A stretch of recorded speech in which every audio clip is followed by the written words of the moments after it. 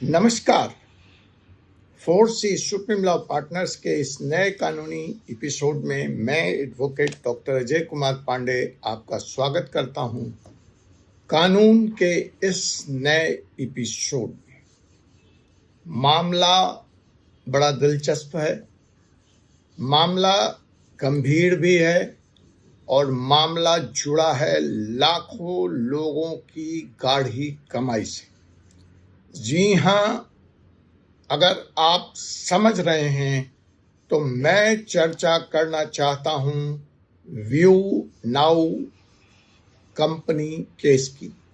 जी हाँ, वही कंपनी जो क्लाउड स्पेस बेच रही थी। जी हाँ, वही कंपनी जो उत्तर प्रदेश सरकार और उत्तरांचल सरकार के साथ मिलकर गांव-गांव में डाटा सेंटर बनाने की बात कर रही थी। जी हाँ, वही सुखविंदर सिंह जो ईटी नाउ जैसे television channel, times now, Navbharat times, times of India, economic times जैसे अखबारों में हीरो की तरह पन्ने पे छाए थे।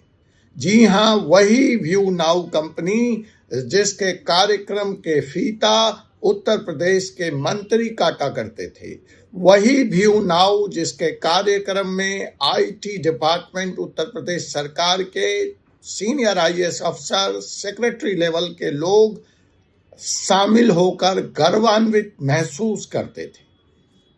मेरा अभिप्राय यहाँ पर इस एपिसोड में, चूंकि मामला अभी कोर्ट में विचाराधीन है, तो केस की मेरिट पर कमेंट करना बिल्कुल नहीं है।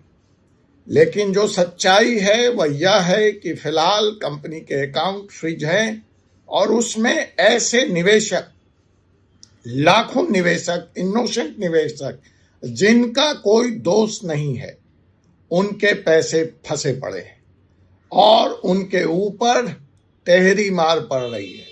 मेरे पास जो फोन कॉल आया वह मेरे साथ काम करने वाले एक जूनियर एडवोकेट का फोन था। वह पैसों की लालच में उस कंपनी में जाकर जॉब करने लगा। अब सवाल यह है कि जॉब करते वक्त उसको उस कंपनी ने 1 लाख रुपए प्रति माह की सैलरी दी। सब कुछ अच्छा चल रहा था। उसने देखा कि जब दूसरे निवेशक इस कंपनी में निवेश करके, जिसको कि एक तरह का सरकारी स्टैंप, एक तरह का सरकारी अप्रूवल प्राप्त है, अगर पैसे बना रहे हैं तो मैं भी क्यों नहीं कुछ पैसे बना लूं। और उसने बैंक से ले लिया 40 लाख रुपए का पर्सनल लोन और लोन लेकर उसने पैसे लगा दिए इस कंपनी में। कंपनी उसको तयशुदा ब्याज दर, तयशुदा रिटर्न के हिसाब से बिना किसी लाग लपेट के, बिना किसी एब्सेंस के नियमतः पैसे देते रहे। लगभग जितने निवेशकों से मेरी बात हुई, सबका कथन यही है कि कंपनी ने कभी भी रीपेमेंट में, प्रॉमिस्ड पेमेंट में डिफॉल्ट नहीं किया। मुसीबत कहां से शुरू हुई? आ गई इसमें ईडी। और ईडी ने पहले फेमा का केस लगाया और जब उसमें उसको चपत खानी पड़ी तो उसने मनी लॉन्ड्रिंग, मनी सर्कुलेशन का केस लगाकर फिलहाल कंपनी के अकाउंट को फ्रीज कर दिया है। हाई कोर्ट से कंपनी को कोई राहत नहीं मिली है। मामला सुप्रीम कोर्ट में विचाराधीन है। लेकिन आज मैं उस केस के मेरिट की, उस केस में क्या हो रहा है, इसकी बात नहीं करूंगा अगले एपिसोड में। अगर आप इस केस के बारे में विस्तार से जानना चाहते हैं तो हमारे चैनल को देखते रहें, सब्सक्राइब कर लें, बेल आइकन बटन को दबा लें। न सिर्फ यहां मैं व्यू नाउ कंपनी की चर्चा करूंगा, बल्कि किस परिप्रेक्ष्य में बर्ड्स एक्ट, बैनिंग ऑफ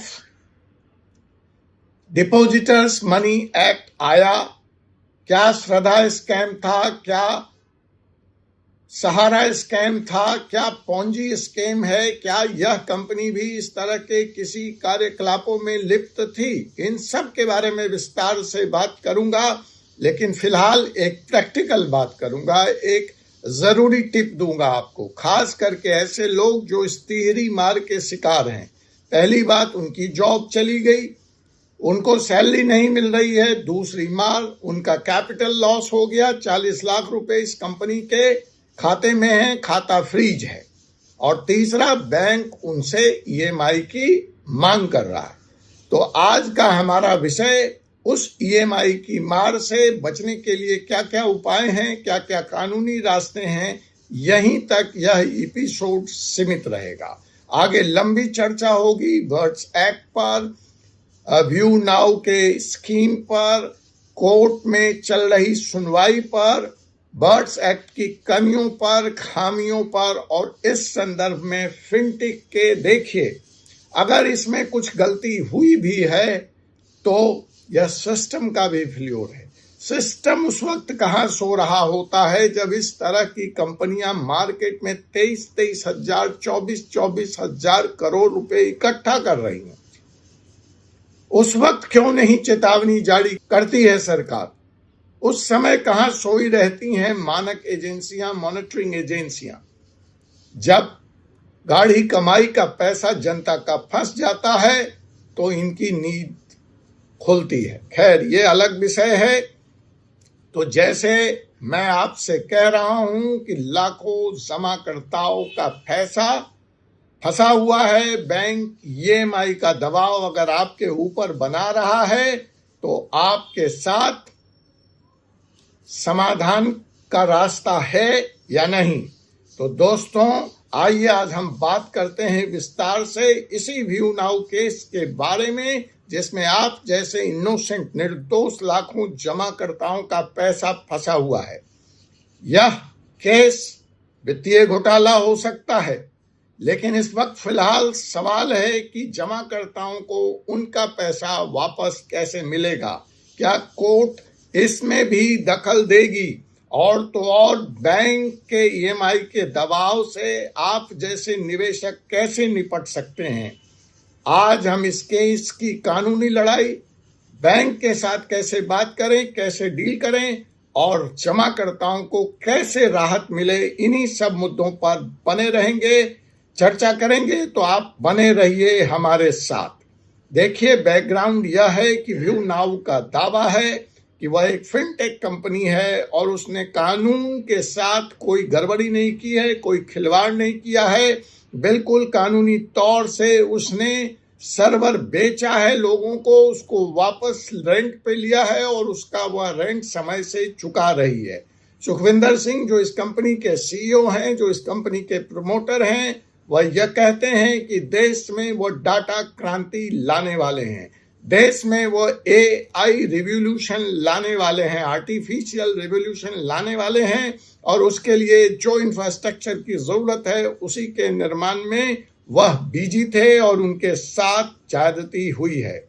और कंपनी बिल्कुल अपने निवेशकों के हितों का पूरा ख्याल रख रही थी, जैसा कि मुझे बताया गया है। लेकिन ईडी की कार्रवाई ने, पीएमएलए के तहत कार्रवाई ने कंपनी के बैंक खातों को फ्रीज कर दिया और उसके बाद यह सारी अफरा तफरी मची है।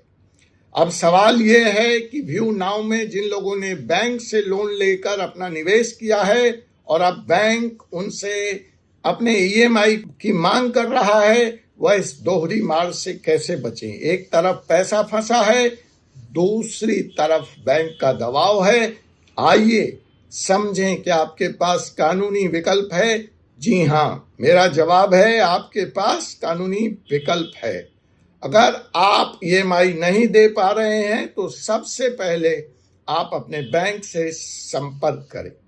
आप फोन उठाना बंद ना करें, आप बैंक के साथ संवाद जारी रखें और उसको जो वस्तु स्थिति है उसकी सूचना दें।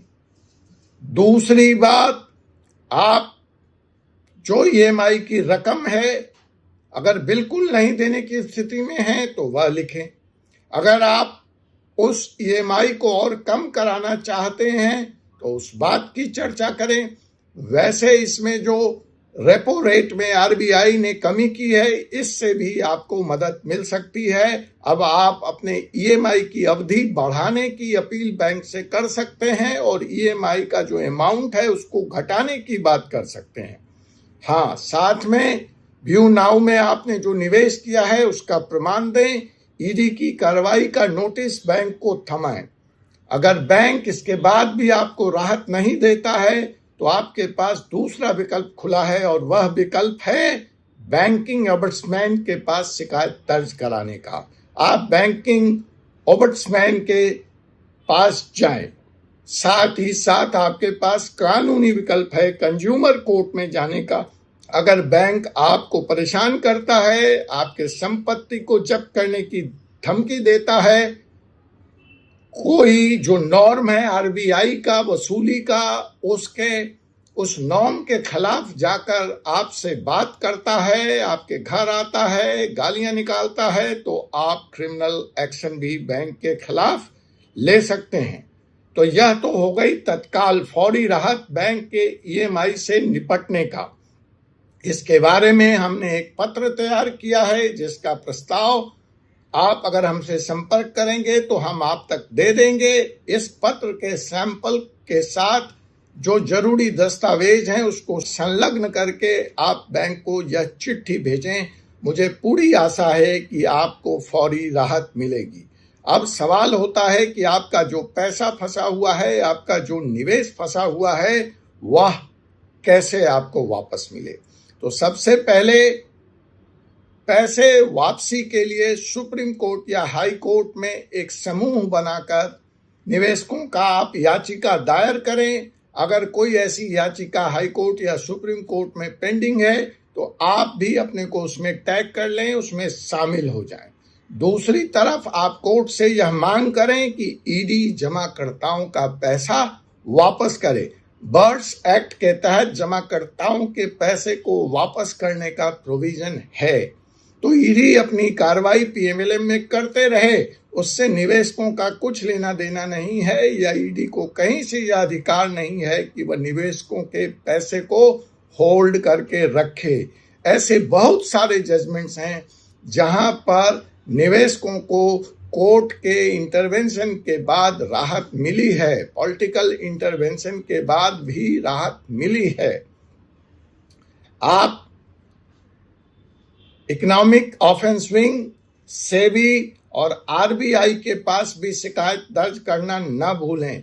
आपके साथ हुई धोखाधड़ी का आप संपूर्ण विवरण दें और अगर आपकी रकम इंसॉल्वेंसी लॉ के हिसाब से मिनिमम थ्रेशहोल्ड की सीमा को छूती है या समूह बनाकर आप मिनिमम थ्रेशहोल्ड की लिमिट तक पहुंचते हैं तो आप व्यू नाउ के खिलाफ इंसॉल्वेंसी आईबीसी के तहत भी अपना दावा एनसीएलटी में पेश कर सकते हैं, जहां आप यह डिमांड कर सकते हैं कोर्ट से या प्रेयर कर सकते हैं कि व्यू नाउ को दिवालिया घोषित किया जाए और आप चूंकि एक फाइनेंशियल क्रेडिटर हैं तो आपका पैसा अविलंब आपको वापस किया जाए।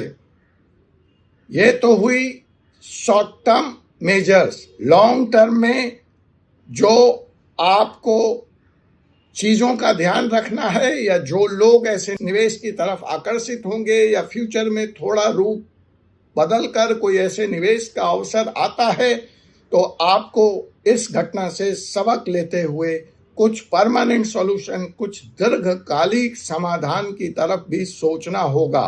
पहला जो सरकार को करना है कि फिनटेक कंपनियों के लिए सख्त नियम लेकर सरकार आए।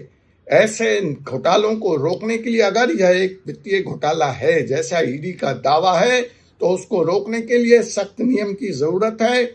दूसरी सबसे बड़ी बात है कि छोटे जमाकर्ताओं को प्राथमिकता देने वाला, सुरक्षा देने वाला कानून बनाया जाए।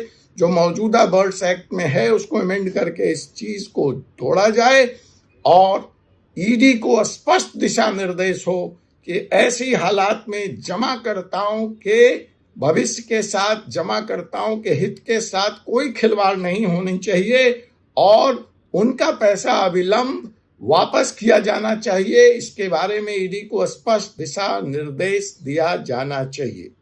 रह गई कुछ प्रैक्टिकल टिप्स की बात जो आप अपने स्तर पर कर सकते हैं, तो सबसे पहले अपने जरूरी खर्चों को प्राथमिकता दें, बुनियादी जरूरतों पर ध्यान दें, गैर जरूरी खर्चों में कटौती करें। देखिए, जो होना था वो हो गया, उसमें जब न्याय मिलेगा, पैसा मिलेगा, बैंक से राहत मिलेगी। इस वक्त आपको अपना घर भी चलाना है, अपना परिवार को देखना है, तो कोई पार्ट टाइम काम करें, कोई फ्रीलांसिंग का अवसर ढूंढें, और शेष तो आप अपने फाइनेंशियल सलाहकार से, वित्तीय सलाहकार से, कानूनी एक्सपर्ट से परामर्श करें। बैंक को जो आप चिट्ठी लिखेंगे उसका सैंपल आप जब मुझसे संपर्क करेंगे तो आपको उपलब्ध करा दिया जाएगा।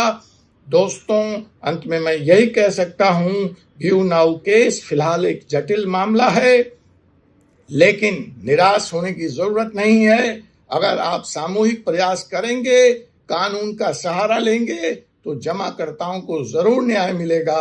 अगर आपको यह वीडियो पसंद आया है तो इसे लाइक करें, शेयर करें और हमारे चैनल को सब्सक्राइब करना ना भूलें, ताकि आप ऐसी ही जरूरी जानकारियों से अपडेट रह सकें। धन्यवाद। Subscribe the channel and press the bell icon button. आपसे मुलाकात होगी एक ऐसे ही विषय के साथ अगले एपिसोड में। तब तक मुझे advocate doctor Ajay Kumar Pandey, Supreme Court of India को अनुमति दीजिए। जय हिंद, जय भारत। कमेंट के सहारे आप मुझ तक पहुंच सकते हैं, और किसी दिशा निर्देश और गाइडेंस की जरूरत हो तो आप जरूर बताएं। मैं हर तरह से इस मुकदमे में आपके साथ हूं।